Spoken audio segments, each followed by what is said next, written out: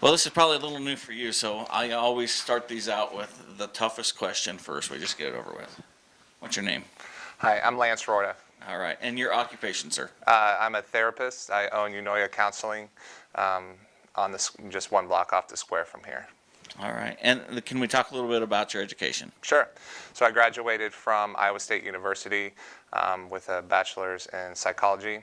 And then after a couple-year break, I graduated from the University of Iowa School of Social Work in Des Moines for my master's degree. So I went to both state schools. Okay, and if you don't mind, maybe a little bit about your family. So I was born and raised in Lighton, Iowa, which is about 12 miles west of here in Mahaska County, with a century farm there. My family's lived there since 1861, so I'm the sixth generation to live there. Once I graduated Pella High School in 2002, I kind of moved to the big city, kind of the suburbs, Des Moines area, Ames area, and started my family and my career there. And then we moved back to Lighton in 2017. So I have a wife, Skylar, who works at Principal Financial in Des Moines, currently working at home. I have a sixth grader, Quinn, and a kindergartner named Iris. All right, well, so you covered the next part of my question, is how long you've been a part of the county or the district, I should Yep. say more like for this. So born and raised here. My dad lives where his grandpa lived, and I live where my grandpa lived. And my mom and dad always did business in Pella, and my grandpa always did business in Oski. So I spent my summers with him. So while I didn't go to school here, I still feel like it's kind of my hometown. I got a lot of love for Mahaska County.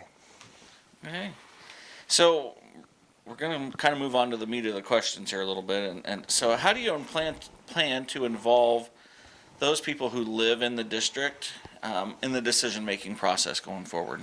Well, I'm a social worker, so I feel like I'm a voice kind of for everybody. When it comes to kind of my political beliefs, I think I'm like right down the middle. As a matter of fact, when I decided I was going to run about a year ago from now, they called me and said, hey, you have to switch your party affiliation from independent to Democrat in order to run. So I think I'm a good voice for different generations. I know that right now there's a huge generation gap between kind of baby boomers, millennials, Generation Z. I meet with people for a living. I sit on a chair and listen to their stories and help them through their own situations. So I feel like I'm a really great listener. I come from a place of non-judgment and support. So I don't necessarily think my view is any more right than anybody else's. So I feel like I would be a good candidate to, encapsulate the values of both parties and independents. So we'll talk about the road system. I know it probably hasn't been brought up at all for you. I don't know, but anyway, That's right, it hasn't. What's your thoughts about the current condition of the road system and any future planning that you may have for that? Well, I know it needs help, right? So, that's been a generational thing. I remember my grandpa complaining about the roads when I was, in elementary school. So, what I would say is that the Republicans, increased the road tax. They were the last people to raise people's taxes 10 cents a gallon, and I don't think any of that money's coming here. So people in Mahaska County are paying extra money for gas, but I don't think any of that money's coming back to the county. I think it's going to the big cities. I think it's going to the big road projects, Highway 20 up by Fort Dodge. And that's kind of the common theme of my campaign, is that I feel like rural Iowa just continually gets left out when it comes to policy and when it comes to funding. I think it's easy for the go big, go home, survival of the fittest, give the breaks and all the advantages to the bigger corporations, but that inherently always leaves rural Iowa at a disadvantage. So I think we need to reinvest in rural Iowa, and our roads is a great example of one way we could do that. So for education and its funding, what are your thoughts and plans for Iowa's education system? Well, I know that $100 million in new money, $100 million in new money has been thrown around, and that's great. But I don't think you're going to talk to a superintendent in this district or a school board member in this district that feels like they're swimming in cash. So over the past 10 years, education has not kept up with the rate of inflation. We've had increased class sizes. As a mental health professional, I know for a fact that that's gotten to be a more serious, complex issue, and they don't have the tools and resources to deal with that complex problem. I think that it's becoming harder and harder to recruit and retain teachers. I feel like we're stripping the incentives away from teachers that are entering the workforce. I think those incentives need to be there. And if we don't do anything about it, I really believe we're going to be facing teacher shortages, especially in rural Iowa, again, disproportionately affected by education funding. I don't think the Waukees and Ankenees of the world are going to be having a problem recruiting and retaining teachers, but I think the Eddyville, Blakesburgs, and the small, at Centerville and Albias and Oskaloosa are going to have a hard time keeping teachers with the current incentive packages we have right now. Okay. We move on to environmental concerns. I mean, we talk about water quality, different things like that often. And how do we fund those? How do we make those happen for Iowans in the next generation? Well, I think that's something that's constantly been overlooked. And I know that there's been plans to kind of fix that, but there's really no benchmarks and accountability within those plans. So if I went to a bank and said, hey, I'm going to start a business, and here's my business plan, there isn't one. Okay, we're gonna do our best with no oversight, no benchmarks, no accountability, no measurement, no quality data. They laughed me out of the bank, right? So while there's stuff being done, at this point it's just words. Okay. And we're going to talk a little bit about COVID-19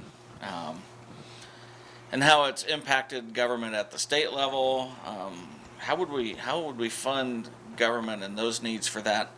And then small businesses, small town Iowa, and the economic impact that disease is having on those places. Right. So this has obviously been tough, but I don't know how Iowa could have mismanaged COVID any worse. We're way worse off now than we were 6 months ago. Our infection rates have been, in the past couple of weeks, the highest in the country. I remember looking at the paper one day, and Story County had more new cases than the whole country of Canada. So I think there's better mitigation efforts that we could do, and there's better prevention efforts that we could do. And I think what we did was too little, too late. Now, I know that there's just not a lot of good answers on this topic. I mean, there's certainly, in today's political climate, it's extremely polarizing and contentious, and there's team freedom, and then there's team, quarantine, right? But like I said before, I think I'm in the middle. I think there's a way we go about living our normal lives, but there's mitigation efforts that we can take in order to reduce infection rates and be able to kind of live our lives in a new normal. So how do we balance those civil liberties, quarantine, the economic impact? I mean, I can look at the media locally, and you can see the devastation that closure had upon that segment. Right. So how do we balance all of that, though? Well, I don't think hiding under the covers is going to fix anything. You know what I mean? So I think we do it through transparent and accurate data. Do I think there needs to be a statewide mask mandate? Not necessarily. I don't. I think that should be left up to local governments and local authorities. But I don't think local governments and local authorities can make the right decision, put in the right steps without accurate, transparent, and quality data. And right now we don't have that. And I think the Republican legislature has taken a lot of those local controls away. And that's why we haven't been able to find good unity on this, on our approach. And it's really confusing how our state leadership right now is local control, local control, local control, until there's no local control and they don't want local control. There's just no consistent dialogue there, and that's been really hard to come up with a comprehensive approach and to have unity and all be on the same page with that.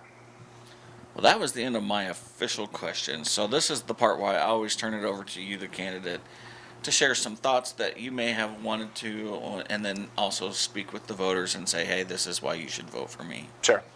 So I know the numbers here. I know that Democrat sometimes is a bad word here in conservative Iowa, but I'm a moderate, like-minded person, reasonable. Feel like my professional experience has made me qualify for this position. I feel like there needs to be unifiers and a bridge that are going to listen to everybody, not just their own party. I think people need to put people in front of politics. I know that's super generic, but I really believe that.